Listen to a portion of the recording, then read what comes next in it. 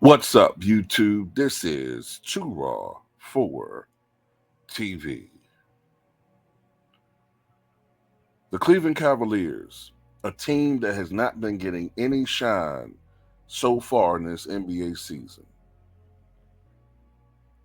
is at the beginnings of their toughest road trip stretch of the season. And they've gotten off to a good start with a 149 to 135 victory at Denver. You may recall, Denver won a championship 2 years ago. So, you know what I'm saying? And their star player is the great Nikola Jokic, a guy that many people see as the MVP so far in this season. And they easily dispatched them. At one point in time, they were leading the game by as many as 19 points. Incidentally, the 149 points that they scored is the most the Cleveland Cavaliers have ever scored in a regulation game. Also, the Cleveland Cavaliers had 4 guys score 20 points or more in this game. 4 guys. That's the 5th time that Cleveland has done that this year. No other team in the league has even done that yet so far. Donovan Mitchell, a guy who I believe is criminally underrated in the MVP conversation, scored 33 points, 10 of 17 shooting, 6 of 12 from downtown, 7 of 7 at the line, 5 rebounds, 6 assists, and 1 steal over 30 minutes of play during Friday night's victory. Mitchell delivered an impressive performance on both ends of the court, but he stood out as a scorer thanks to a team-high 33-point effort where his efficiency stood out. This was Mitchell's second game of at least 30 points in this current month, and while the Cavaliers have been rotating the role of top scorer, as Darius Garland, Jared Allen, and Evan Mobley have been leading the team in the scoring column from time to time, there's no doubt that Mitchell is the team's go-to option on offense the majority of the time. Mitchell has scored at least 25 points 4 times this month. And this is the thing.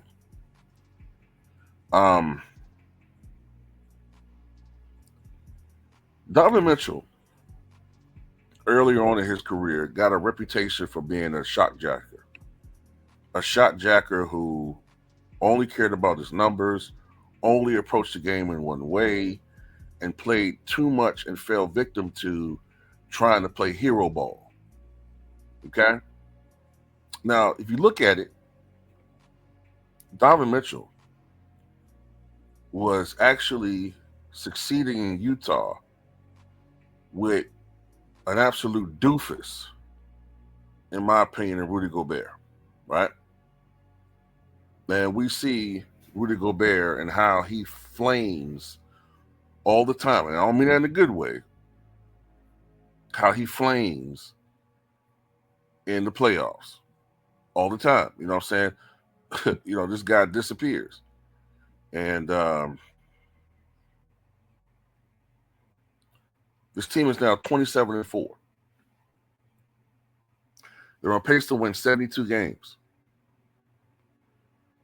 And unlike the Warrior squad in the late 2000 teens, this is not a super team. Okay. Unlike the dude on the right side of the screen, Donovan Mitchell is succeeding with a squad that nobody would ever confuse with being any, players who would be on the Olympics or anybody that would be perceived as a superstar. Donovan Mitchell doesn't have, a legion of sycophants in the media, aka the media, who are crying for their savior to have more help.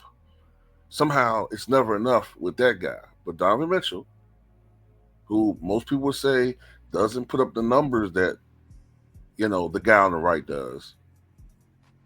No, he doesn't. Because he knows that a great player doesn't have to pad his stats. See, when I was growing up, right, we didn't take too kindly to what we call stat padders. There were always guys who would play on certain teams, on bad teams, and pad numbers and put up stats and put up big numbers. But we never confused those guys with players that were winners. You see, there was a time in the early 2000s when, and I don't want to put names out there because I'm not trying to cast aspersions on players, but I just got to keep it a buck. Nobody would have ever put Jason Kidd and Jerry Stackhouse together as stars. Yeah, Jerry Stackhouse was scoring big with the Detroit Pistons, right?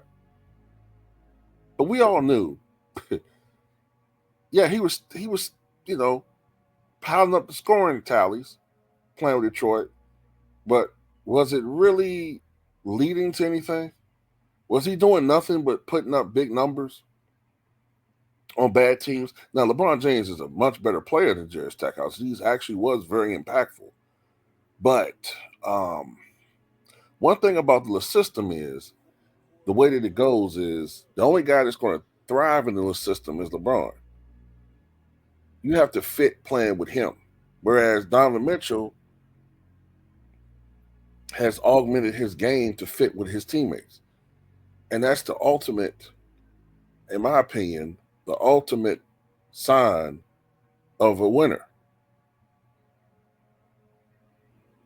Not the other way around. You know what I'm saying? And this is the best I think Donovan Mitchell's ever played.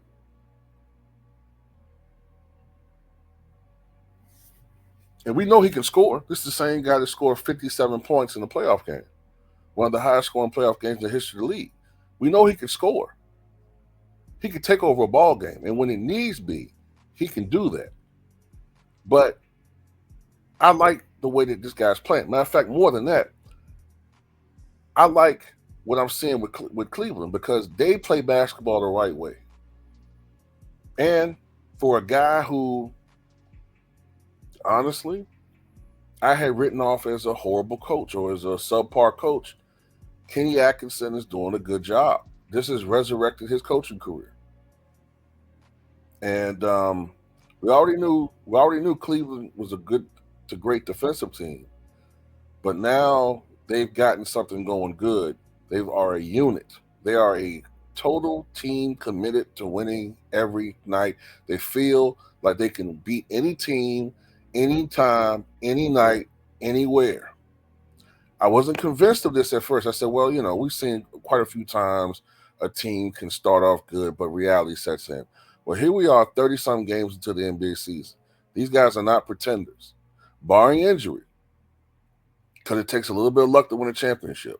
But barring injury, the Cleveland Cavaliers are the best team in the NBA, and it is a travesty. It is an absolute travesty that Stephen A. Smith and Molly Kern and Malika Andrews and Kendrick Perkins and Honk Nose Nick Wright, right? Colin Cowherd, Shannon Sharp, none of these clowns. I don't see them really talking about. I'm not saying they never talk about them in a segment. I'm talking about they should be rewarded for their greatness. Then you wonder why ratings are down. Who the fuck wants to follow a league where the best team in the NBA is being completely ignored by the masses?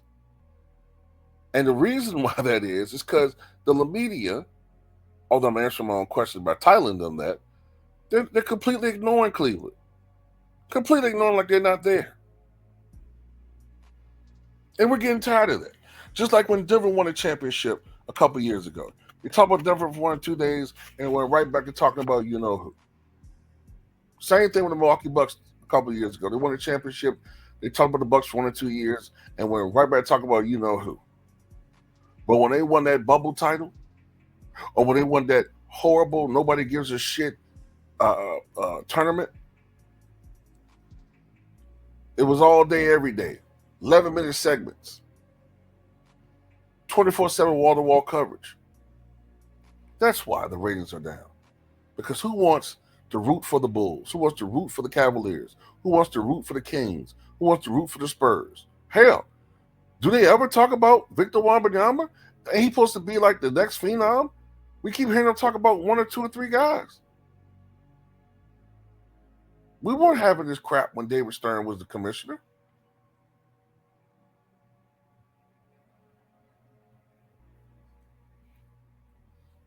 And then another thing, we all kind of know another reason.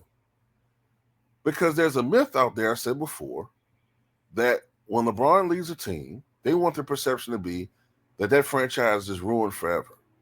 And the reality is, Miami has been to the NBA Finals 2 times since he left.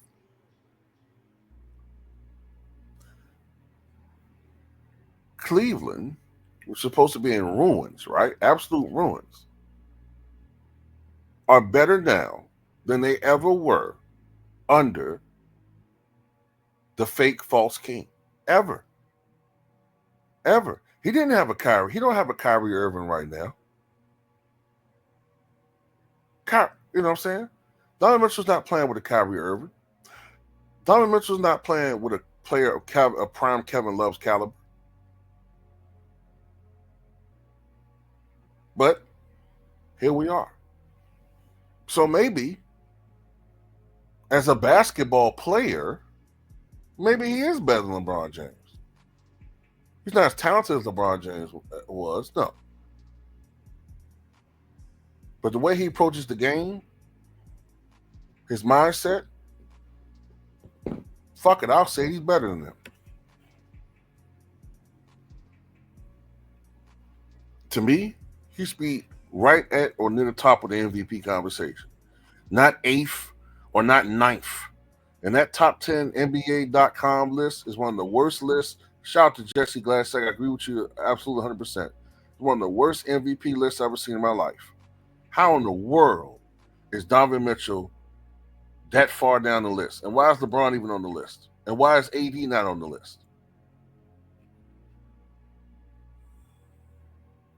Anyway, that's all I got to say about it.